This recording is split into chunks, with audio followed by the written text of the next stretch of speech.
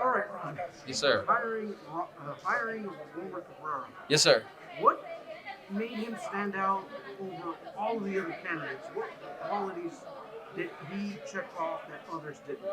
Yeah, like I said, we weren't just looking for a talented head coach, which he is, and I would argue is probably one of the most talented head coaches, if not the most talented head coach in the USL. But it's also we needed someone that embodied the spirit of the Rio Grande Valley.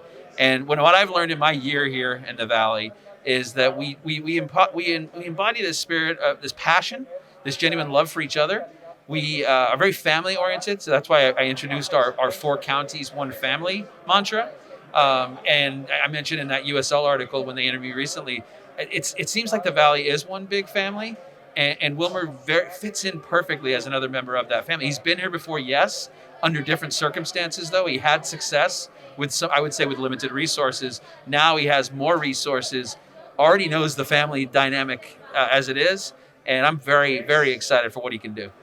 And now you bring him in, you get yourself, you put the club in a better situation. What future changes can you look forward to now that you have a head coach, you have a sporting director, and now that you've got the ideal person in the frame? Yeah, no, good question. I think we have to make sure that our actions are backing up what our words are saying. And it's a huge relief for me because it's an exhaustive process to go through the hiring process and not knowing what you were going to end up with. And then to be able to land someone as talented and tenured and internationally significant as Wilmer Cabrera just is a huge relief on me because I know we've got someone that he's not coming in guessing. He's not, oh, maybe we should try this. He knows what to do. And he's already done it. He hasn't even started, and he's already started, right? And he's hitting the ground running. He knows what he's looking for in players. He's talking to people. It gives me a lot of confidence to see the way he operates. And, and I don't have to deal with any of the sporting side now. He's got it.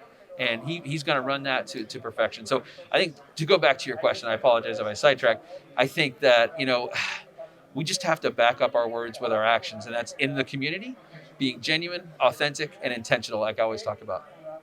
And now, last question, with all the stuff that the USL has been doing, I've got to ask, what kind of changes do you foresee the league helping out the players and the teams